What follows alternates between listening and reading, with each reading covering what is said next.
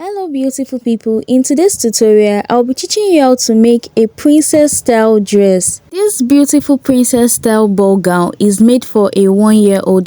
This video is beginner friendly. It contains the cutting to the sewing process, the puff sleeves to the flare. Let's dive right into the video. Thanks for watching.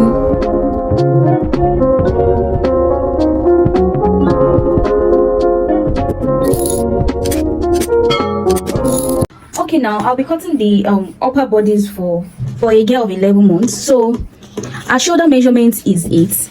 I'll divide the shoulder measurement by 2, so I'll be using 4 inches for the shoulder measurement. And for the neck measurement, I'll be using 2 inches by 2.5 inches. So I'll just go ahead to curve the neckline. So I'll be using an armhole of 4 inches for her. Since our armhole is our armhole is 8 divided by 2, that's 4. So I'll just go ahead and do that. I'll come down by 1/4 of an inch for a slope. Then I'll just roll that out. Yes, this is where the 4-inch stop. I'll just roll it down. Then our chest is 19. So 19 divided by 4 is 4.75. So this is where our chest level is. Then I'll be adding 1.5 inches to the sewing allowance. So it will be 6.25. Then I'll go ahead to roll that. So I'll just take the midpoint, which is this 2 here, and I'll just come in by 1/4 of an inch. Then I'll just curve, since this is the front piece, I'll just curve an armhole inside. Our half length is 6.5. So I'll just go ahead to mark the 6.5. So same measurement I took for the bust is the same measurement I'm using for our waist, because you can actually decide to use the child's waist measure, but since this is a baby, bust measurement is basically the same thing as a waist measurement. So this is it for the front piece. It's very easy. My neck measurement is 2 inch by 2.5 depth. I took 1/4 of an inch for the shoulder slope, 4 inch for the armhole, then I curved it. The chest line, our bust is 19. Add my sewing allowance and the same measurement I use for the chest line, that's the same measurement I use for the waist. So that is just all about it. I'll cut it out. There's basically no need for that because it's a baby's upper back, so there's no need for that, so you just cut it out. So when I'll be transferring it to my fabric, I'll be adding sewing allowance for the neck, for the shoulder parts, and for this under part. For the back part, I'll first take the zip allowance, which is 1 inch. I'm going to mark 1 inch zip allowance down. And after that, I said my shoulder is 8 divided by 2 is 4, so I'll just mark the 4 down. Then my neckline I'm using is 2 inch. But for the back piece, I just want to come down a little bit at the back. I want to do a V neckline at the back part, so I'll just come down by 3 inch. I don't want it to be too exposed, so then I'll come down by 1/4 of an inch for my shoulder slope. I'll roll that out. Then, like the front piece, the armhole is 8 divided by 2, that is 4, so I'll just mark the 4 out. So the chest is 19 divided by 4 is 4.75 plus 1.5 sewing allowance. So I'll just mark it. Same thing as the front. Our half length is 6.5. Then I'm using the same measurement as the chest for the waist. So for the armhole, unlike the front parts of the armhole that we came in, we divided it into 2 and we came in by 1/4 of an inch. This one we don't need to do that. We'll just rule the armhole as it is, because it's the back part. This part I'm going to extend it to the zip. The back part will be more deeper. I'll go ahead to roll it out. This is the back part of the dress, and this is also the front part. This is the back part. and this is the front part. So we'll go ahead and cut the down part because the down part is 360. This is just an illustration to show you how to cut the 360 flay. You take your fabric and you fold it into 4. And I fold it into 1, 2. Then I fold it again into 4. Then I'll take my measurements.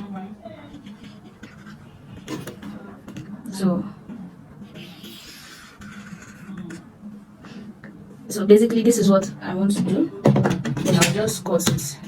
This is how to cut a. This is just an illustration on how to cut a 360 flay. So you can see how it is. It is circle. So this is how a 360 flay.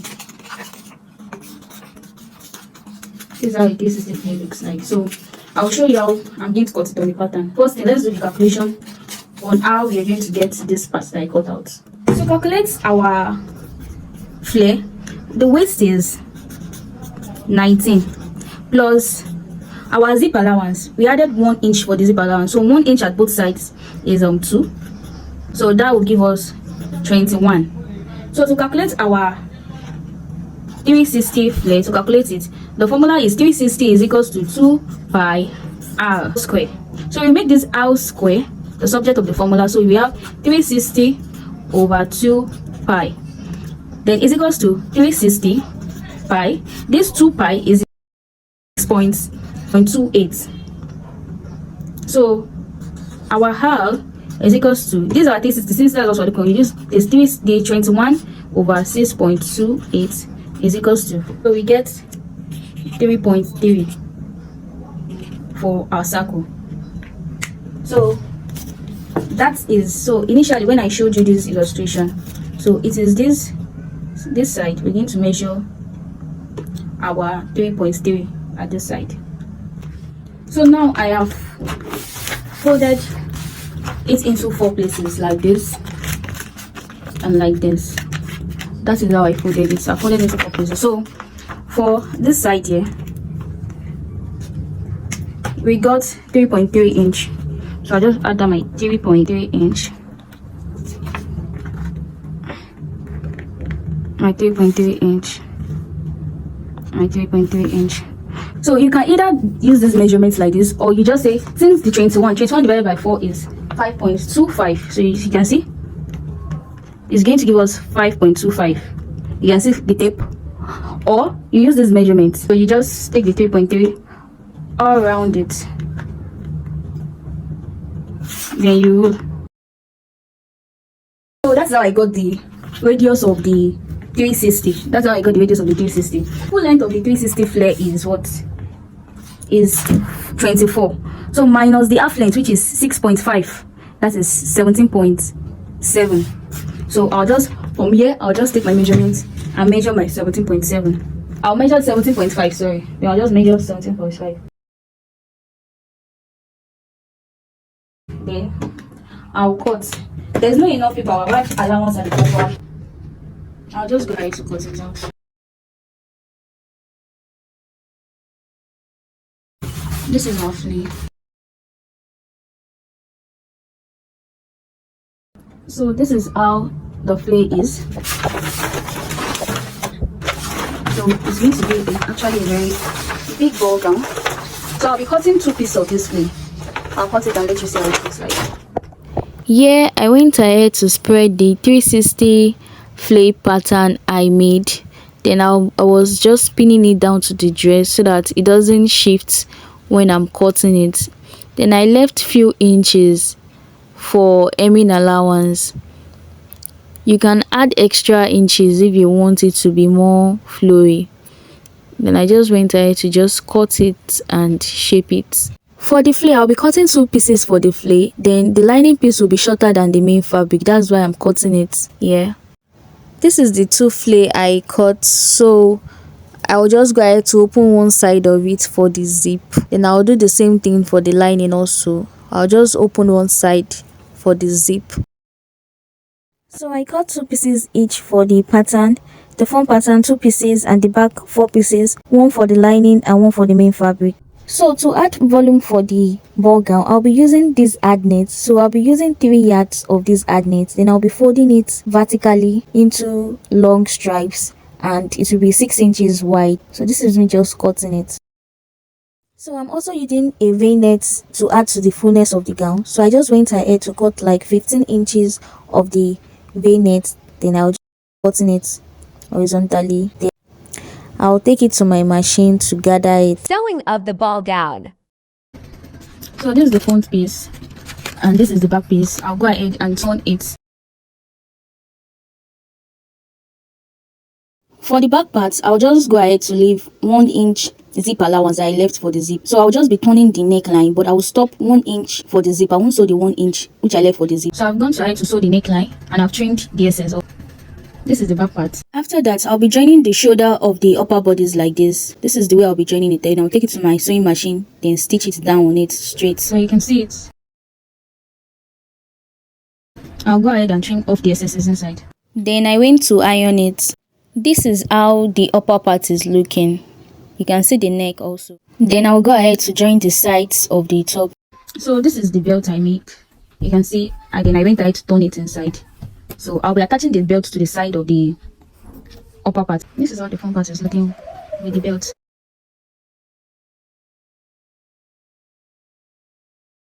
This is the lining piece of the flare I cut. So I actually drew lines on it like 4 inches gap. This is to guide me when I'll be pleating the ad nets on the lining piece. This is to achieve fullness in our ball gown. You won't start from the very top. You won't start, this place will be a closing there. So you'll leave like 1 inch before you start, because you're going to close it.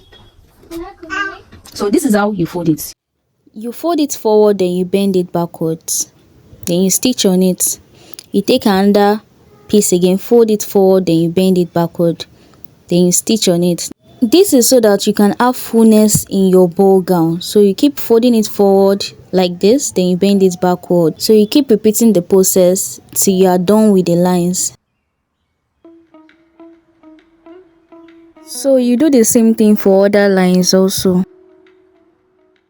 If you notice, I left like 2 or 3 inches from the starting line. This is so that you'll be attaching the upper parts to the upper bodies. That's why I left that inches there. This is how it's looking after I'm done gathering it. Please do well to iron yours. I didn't iron mine, that is why it's looking this way. You can see it's already standing on its own without the main bodice itself.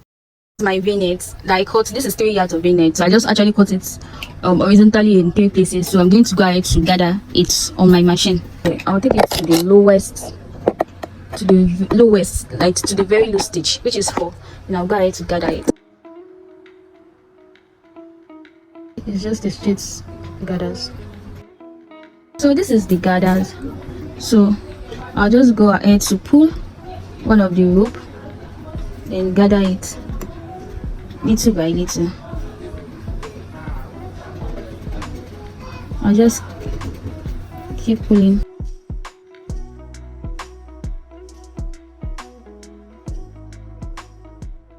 So after I've gathered it, this is what it formed. You can see how it gathered perfectly. So this is my flare. So this is my main fabric for my flare. So I'll just go ahead and measure the waist of my flare. So we have 19.5, so I'll go ahead to gather 19.5.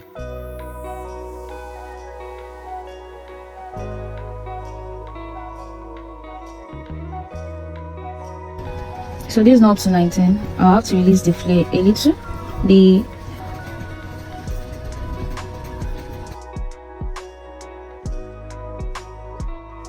So now we have at least 19.5. Yeah. So I'll do the same thing for the second flare. I'm going to gather 3 v-nets like this. Yes. Then I'll make its length of I'll gather it to 19.5 since that's my waist. So this is the third layer I'm actually putting on it. I don't know if you can see it clearly. This is the third layer. So you can see how it is. The layers. You can see how full it is. So I'll be adding it under the gown to make it more puffy. This is the outer part, the 360 flare. Then I'll just take this bayonet that I gathered, then I'll place it on it. I'm going to sew it round it. So I'll gather it and let you see how it looks like. So this is the inner part of the gown. This one is the one I'm attaching. I'm using to turn it. So you can see I've attached it. Then I went ahead to pin it down to the upper bodice. I pin it down to the upper bodice. I'm going to go ahead to sew it round. You can see how the front part is looking. I'll go ahead to sew it round and show you how it looks like. So this is how it's looking now. This is the front part. Then I'll go ahead and take this one that we made. I will use it to turn it. I will use it to turn it like this. So this is the material, so I'm going to turn it like this. This is the main fabric that I've attached the next to. So I'll use this one to turn it. Just watch what I'm doing. So I'll place, so this is it here like this. So I'll place this on it like this.